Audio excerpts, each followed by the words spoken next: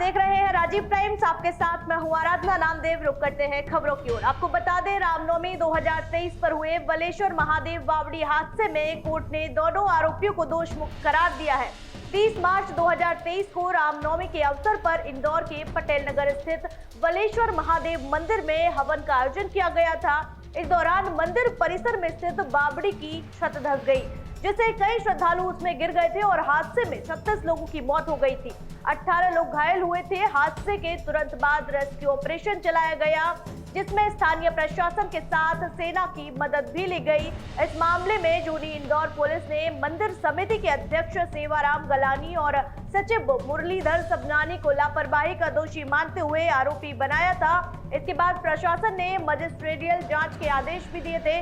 करीब 1 साल की सुनवाई के बाद आज लोअर कोर्ट ने दोनों आरोपियों को दोष मुक्त कर दिया है। अदालत में इस मामले में 33 गवाहों के बयान दर्ज किए गए थे। कोर्ट ने पुलिस की जांच को लापरवाह बताया और कहा कि नगर निगम को भी इस बावड़ी के बारे में जानकारी नहीं थी, जबकि निगम का कार्यालय उसी क्षेत्र में मौजूद था, जिससे यह भी स्पष्ट होता है कि निगम की ओर से भी लापरवाही बरती गई थी। मंदिर समिति के अध्यक्ष के वकील राघवेंद्र सिंह वेस ने बताया कि पुलिस जांच में कई खामियां पाई गई, जिससे अदालत ने दोनों आरोपियों को दोष मुक्त कर दिया।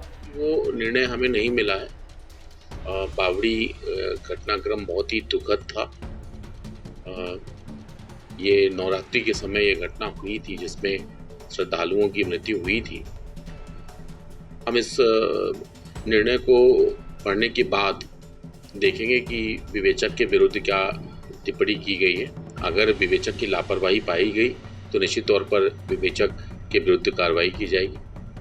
जो माननीय न्यायालय का निर्णय है उसको पढ़ने के बाद हम उच्च न्यायालय में भी इस मामले में अपील करेंगे और निश्चित तौर पे जो भी दोषी हैं उनके विरुद्ध कार्रवाई सुनिश्चित करेंगे।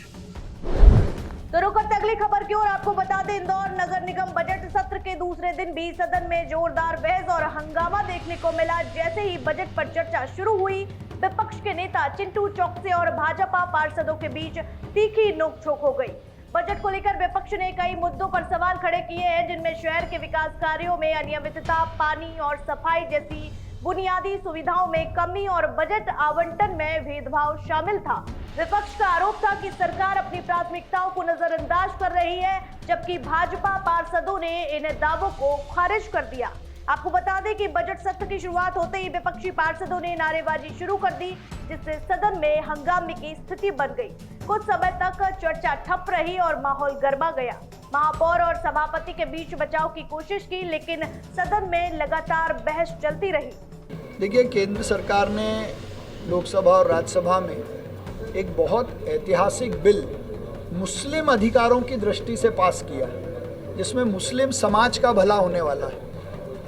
लेकिन पुराने वक्फ के नियमों के आधार पर कई सारे अनरजिस्टर्ड और इल्लीगल संस्थाओं ने वक्फ के नाम पे जो शासकीय ज़मीनों पर कब्जा किया हुआ था, यदि इस एक्ट के कारण या हमारी जागरूकता के कारण वो हमें वापस मिलती है, उसके लिए अगर किसी प्रकार का ऑडिट हो, सरकार जांच कराए, नगर निगम की अगर मालिकी की ज़मीन है और अगर इस एक्ट में या इस एक्ट के अलावा जांच कराने में ये पाया जाता है कि ये गलत तरीके से वक्फ में दर्ज हुई है, तो उसमें कोई बुराई नहीं। शहर में स्ट्रीट डॉग्स की समस्या को लेकर एक बड़ा अभियान हमने बनाकर काम शुरू किया है।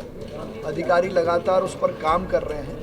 माननीय न्यायालय के निर्देशों को ध्यान में रखते हुए ये कार्रवाई हम कर रहे हैं। जनसंख्या कम करना और जनसंख्या के अलावा उनसे आम आदमी प्रभावित ना हो, ये दोनों अलग अलग विषय हैं। इस पर हम काम कर रहे हैं। मैं आज इतना कह सकता हूँ कि इसका परिणाम आपको दिखेगा।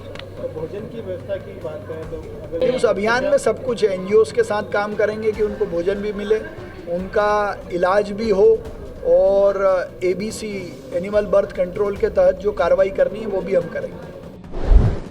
तो चलिए चलते अगली खबर की ओर। आपको बता दें, जहां वक्फ विधेयक 2025 को लेकर देश भर में चर्चाएं जारी हैं, इसी कड़ी में इंदौर के राजबाड़ा पर महंत राम गोपाल दास के नेतृत्व में साधु संतों ने प्रधानमंत्री नरेंद्र मोदी और सांसदों को धन्यवाद दिया। आपको बता दें कि साधु संतों ने माता अहिल्या की प्रतिमा पर माल्यार्पण कर वक्फ विधेयक का समर्थन किया है। उनका कहना था कि वक्फ बोर्ड में भारी भ्रष्टाचार है और विधेयक इस भ्रष्टाचार पर लगाम लगाने के लिए आवश्यक था। साधु संतों ने वक्फ बोर्ड को भ्रष्टाचार का अड्डा बताया है। उन्होंने कहा है कि अब तक वक्फ संपत्तियों को लेकर भ्रष्टाचार और अनियमितताएं होती रही हैं, लेकिन इस नए संशोधन के सभी धर्मों के लोगों को समान अधिकार मिलेंगे। उनका कहना था कि सरकार का यह फैसला ऐतिहासिक है और इससे धर्मनिरपेक्षता को भी मजबूती मिलेगी। वक्फ बोर्ड की संपत्तियों और उनके अधिकारों को लेकर पारदर्शिता और जवाबदेही लाने के लिए राज्यसभा में 3 अप्रैल 2025 को इस विधेयक को पारित किया गया। इसमें वक्फ संपत्तियों की पुनर्समीक्षा और सरकारी निगरानी जैसे कई प्रावधान किए गए हैं। इंदौर में साधु संतों के इस प्रदर्शन से यह साफ है कि इस विधेयक को लेकर समर्थन और विरोध दोनों जारी है। वक्फ विधेयक लोकसभा के बाद राज्यसभा में पास हो गया और राष्ट्रपति के सिग्नेचर के लिए गया है। ये कानून बन जाएगा। यह वक्फ बोर्ड भ्रष्टाचार बोर्ड था, भूमाफियाओं का बोर्ड था।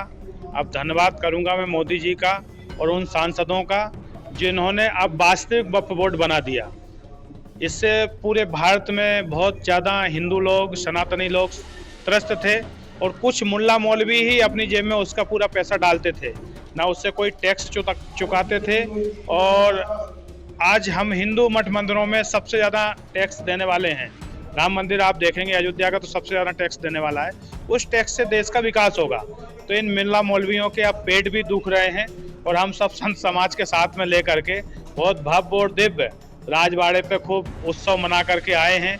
न्याय की नगरी इंदौर माँ अहिल्याबाई को माल्यार्पण करके आए हैं सभी संत महंतों के साथ। तो सनातनियों में, सब संत महंतों में बहुत उत्साह है, बहुत सुख है कि इस प्रकार का देश में कानून जो था उसका खात्मा होकर के संशोधन हुआ। तो रुक करेंगे अगली खबर की ओर। आपको बता दें, जहां केंद्रीय मंत्री पीयूष गोयल ने भारतीय स्टार्टअप इकोसिस्टम को लेकर चिंता जताई है, तो वही उन्होंने कहा कि भारत में स्टार्टअप के नाम पर फूड डिलीवरी ऐप्स चल रहे हैं, जहां बेरोजगार युवा बेहद कम दिहाड़ी पर अमीरों तक खाना पहुंचा रहे हैं। दूसरी ओर चीन अपने स्टार्टअप्स को electronic mobility, battery technology, robotics, automation, machine learning और 3D मैन्युफैक्चरिंग जैसी अत्याधुनिक तकनीकों में आगे बढ़ा रहा है और वैश्विक बाजार पर कब्जा कर रहा है। What are India's startups doing today? We are focused on food delivery apps, turning unemployed youth into cheap labor so the rich can get their meals without moving out of their house. And against that, what does a Chinese startup do? Work on developing electric mobility, battery technologies, and with that they're today dominating the electric mobility ecosystem. We are very proud of what India has done. But are we the best in the world as yet? Not yet. Should we aspire to be? Or are we going to be happy being delivery boys and girls? Look at the second one. I've been going through a lot of our startup success stories, and when I go all over the country, we often have startup presenting to us what work they're doing. Fancy ice cream and cookies. In fact, I know at least 3 or 4 billionaires whose children make on one brand or the other very fancy ice creams and cookies and run a very successful business, and I have no complaint against that. But is that the destiny of India? क्या भारत का भविष्य उससे संतुष्ट है? Healthy ice cream, zero gluten free, whatever, I don't know. We are vegan. ये सब शब्द लगा के अच्छी पैकेजिंग करके हम स्टार्टअप बोलते हैं अपने आप को। ये स्टार्टअप नहीं है, ये एंटरप्रेन्योरशिप है, ये बिजनेस है।